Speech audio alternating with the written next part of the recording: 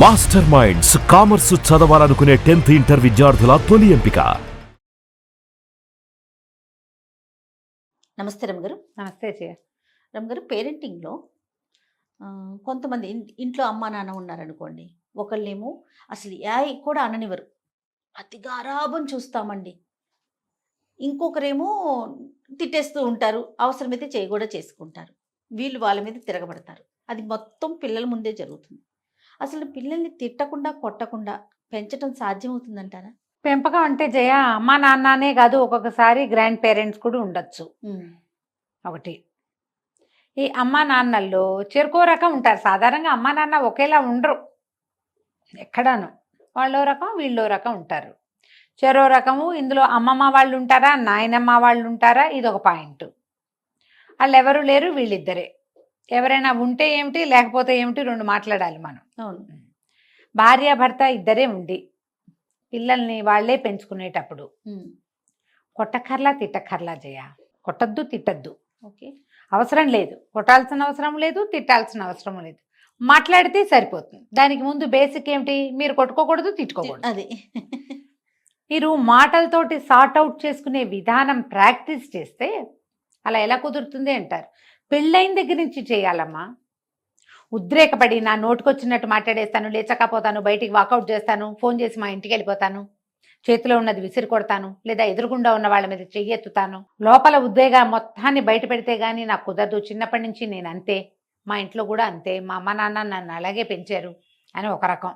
ఏదైనా కోపం రాగానే చేతిలో విసిరి కొట్టేయటం, బయటికి లేచి వెళ్ళిపోవటం, సమాధానం చెప్పే సత్తా లేక ఆర్గ్యూ చేయటం, లేదా వాకౌట్ చేయటం. ఈ తత్వాలు ఉన్నవాళ్ళు పిల్లల్ని బాగా పెంచలేరు. ఏదో పెరుగుతారు పిల్లలు, వాళ్ళే అమ్మ, మనమేం పెంచక్కర్లేదమ్మా పిల్లల్ని.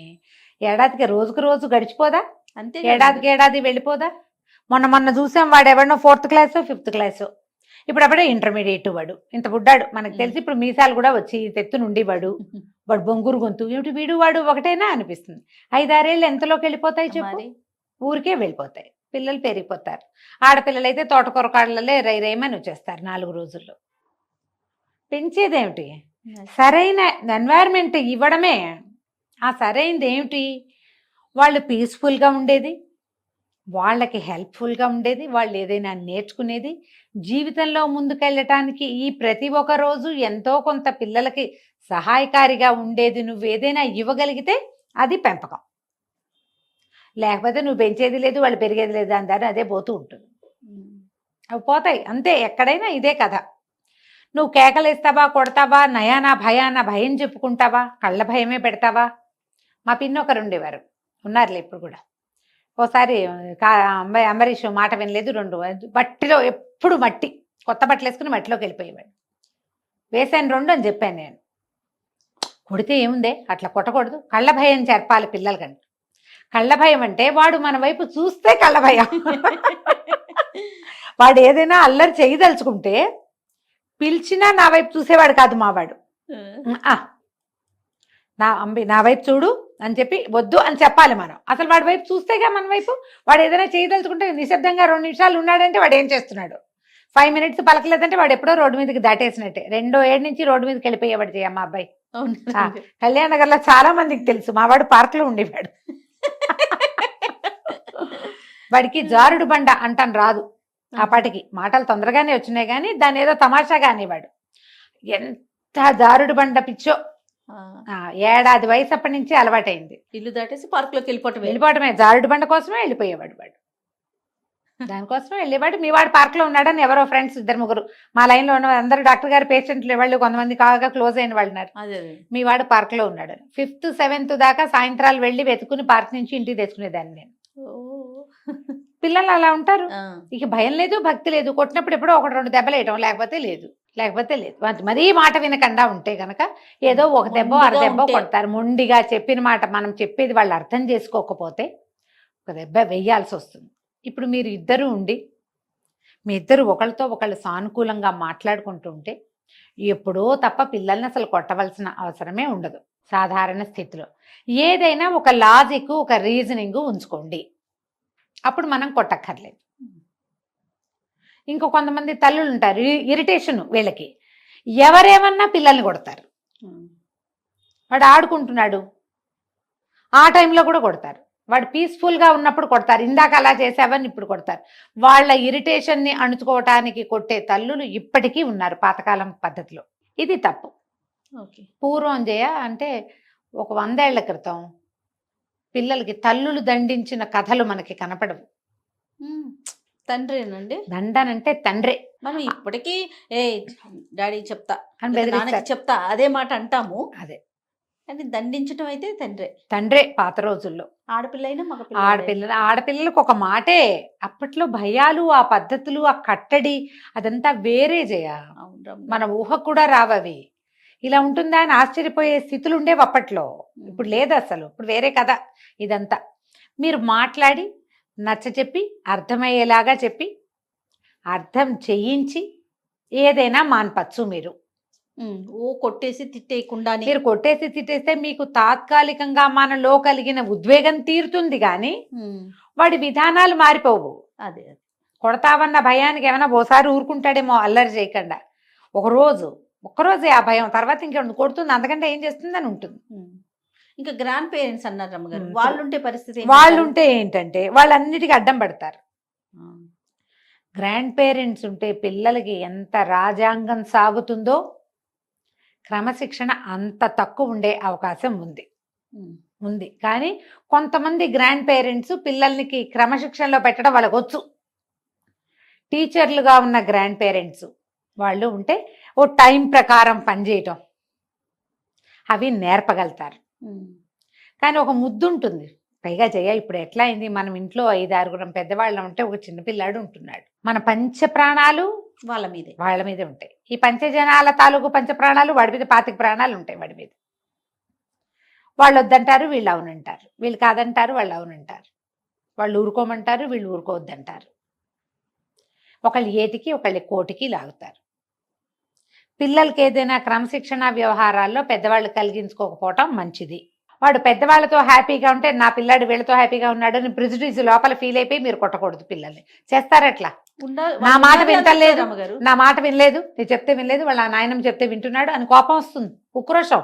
వీడు నా పిల్లాడు. అలాంటి ఊహ రావట్లేదు కదా నీకు? 100% ఉంటుంది జయ. నా మాట వినని నా పిల్లవాడు వేరెవరి మాట విన్నా నచ్చదు మాకు. వేరెవరు అంటే ఇక్కడ మేనత్త కావచ్చు, అమ్మమ్మ కావచ్చు, నాయనమ్మ కావచ్చు, తాత కావచ్చు, మామయ్య కావచ్చు, ఎవరైనా సరే.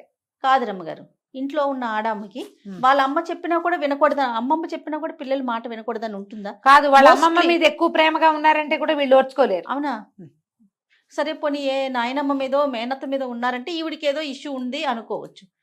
వాళ్ళ అమ్మ మీద ఉన్నా కూడా నా పిల్లాడు నాతో ఉండకుండా వీళ్ళతో బాగా ఉంటున్నాడు, వాడి పిల్లవాడు ఇచ్చే ఎక్స్ప్రెషన్స్ తోటి ఉంటుంది. అది కంట్రోల్ కావాలి. పిల్లల్ని ఈ రోజులో ఇది కొట్టే రోజు తిట్టే రోజు కాదమ్మా. ఇంకా మనకి ఇండియాలో పిల్లల్ని కొట్టకూడదు అన్న రూల్ రాలా, బయటికి వస్తుంది, ఏదో ఒక రోజున వస్తుందమ్మా. అది కూడా దగ్గరలోనే ఉన్నాం మనం దాంట్లోకి. అన్నీ మనకి ఫారిన్ కంట్రీస్ ఐడియాస్ అన్నీ మన వాళ్ళు దిగుమతి చేసుకుంటున్నారు. అందులో ఇది కూడా కొంచెం 13-14 వచ్చేసరికల్లా ఫ్రెండ్స్ వాళ్ళు వీళ్ళు కొడితే ఒప్పుకోకూడదని, వాళ్ళు ఏమైనా తిడితే ఒప్పుకోకూడదని, మీ పేరెంట్స్ ఎవరు నీ జీవితంలో కలగ చేసుకోవడానికని, నువ్వెవరు నాకు చెప్పడానికని, అవన్నీ ఆల్రెడీ వచ్చినాయి అవన్నీ. ఇవి కొంచెం పై ఊళ్ళల్లో అంటే కాస్త పెద్ద పెద్ద కమ్యూనిటీస్లో, కమ్యూనిటీ అంటే మళ్ళీ కులాలు అనుకుంటారు కాదు, కొంచెం అప్పర్ క్లాసుల్లో వచ్చినాయి. లోవర్ క్లాసుల్లో కూడా నోటుకొచ్చినట్టు తల్లుల్ని తిట్టిపోసే పిల్లలు ఉన్నారు.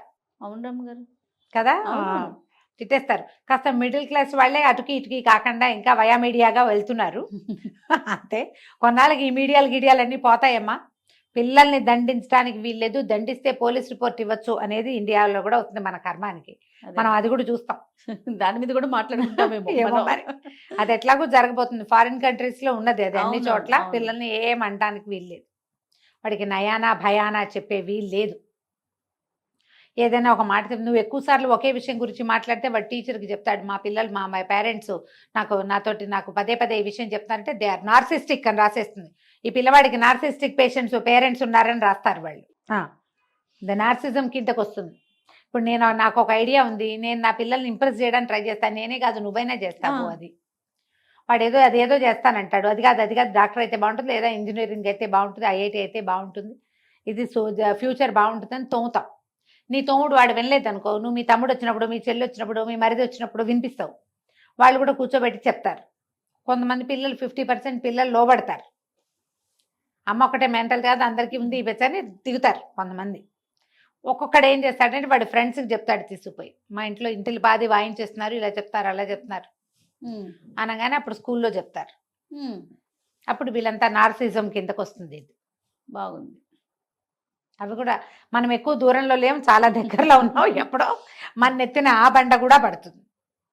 అవి కూడా ఇప్పుడు చాలా వచ్చినాయి కదా జయ, అది తప్పు కాదు, ఇది తప్పు కాదు, అదేనా ఇవన్నీ లీగలైజ్డ్ అయిపోయినాయి వ్యవహారాలు.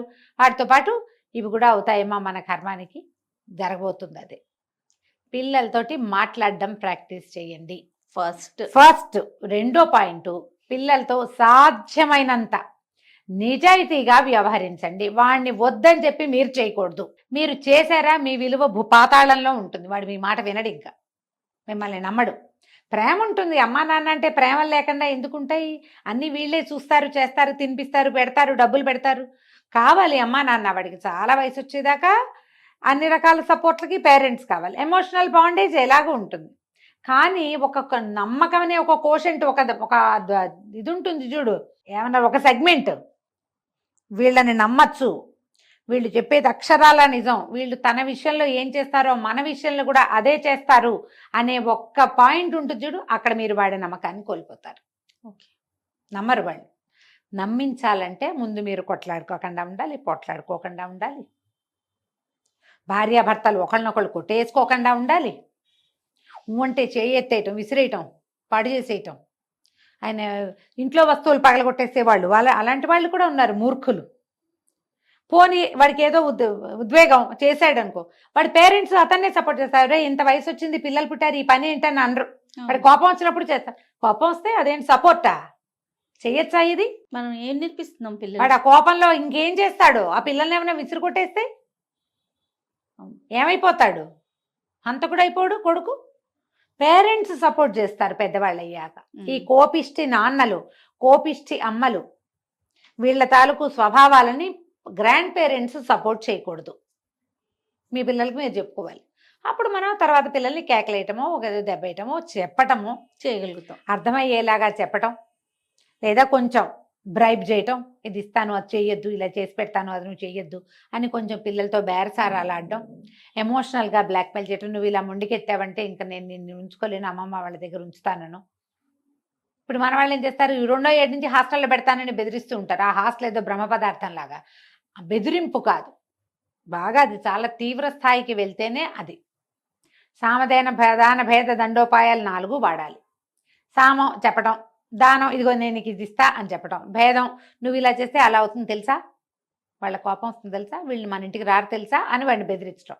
4వది దండం. అప్పుడు ఏదైనా ఒక దెబ్బ కొట్టడమో, 2 తిట్లు తిట్టడమో, ఓ పూట అన్నం పెట్టకుండా మానేయటమో, లేదా బ్రేక్ఫాస్ట్ ఇవ్వను నేను నీకు నచ్చింది నేను చేసి పెట్టను, అలాంటివి ఏమైనా చేసి చెప్పుకోవాలమ్మా. మనకి ఇప్పుడు 15 మంది పిల్లలు లేరమ్మా, ఒకటే లింగు ఇటుకు, సింగిల్ కిడ్స్, లేదా మహా అయితే 2 అంతే. ఇందులో ఒకళ్ళు బుద్ధిగా ఉండి ఒకళ్ళు అల్లరిగా ఉండే వాళ్ళు కూడా ఉండే అవకాశం ఉంది. ఈ పిల్లల్లో ఈ రకమైన సమస్యలు రాకుండా మాత్రం చూసుకోండి. మొదట సామధాన భేదాల వరకే వాడాలి. దండోపాయం లాస్ట్, మరీ చివరిది, చాలా చివరిది, కొంచెం చివరి కాదు అది, 4వది చివరిది కాదు, చాలా చివరిది. చివరిగా వాడండి. ఇప్పుడు ఈ కాలంలో అయితే పిల్లల్ని దండించకూడదనే సైకాలజిస్టులు కూడా చెప్తున్నారు. అవి గుర్తుండిపోతాయి. నువ్వెంత పెట్టు, ఎంత చెయ్యి, ఎంత ఎత్తుకో, వాడు డే 1 నుంచి రోజంతా ఎత్తుకునే తల్లులు ఉంటారమ్మా పాపం. పాలు ఇచ్చేటప్పుడు కూడా కూర్చొనివ్వని పిల్లలు ఉంటారు తెలుసా, పిశాచ పిల్లలు. పాలు తాగేటప్పుడు కూడా కూర్చోడానికి ఒప్పుకోరు, కూర్చుంటే ఏడుస్తారు. ఇలా పట్టుకుని ఫీడ్ చేసే తల్లుని ఉంటారు. తెల్లవార్లు నిద్రలు పోరు. మనం ఎంత కాల్చుకు తిన్నామో వాళ్ళకి గుర్తురాదు, తెలీదు. వాడికి కావాల్సింది కావాలంతే, అంతే. అది తప్ప రెండోది ఉండదు. అందుకని కొంచెం చివరికి దాన్ని పెట్టుకోండి, అంతే కదా. నమస్తే రమ్మగారు. నమస్తే.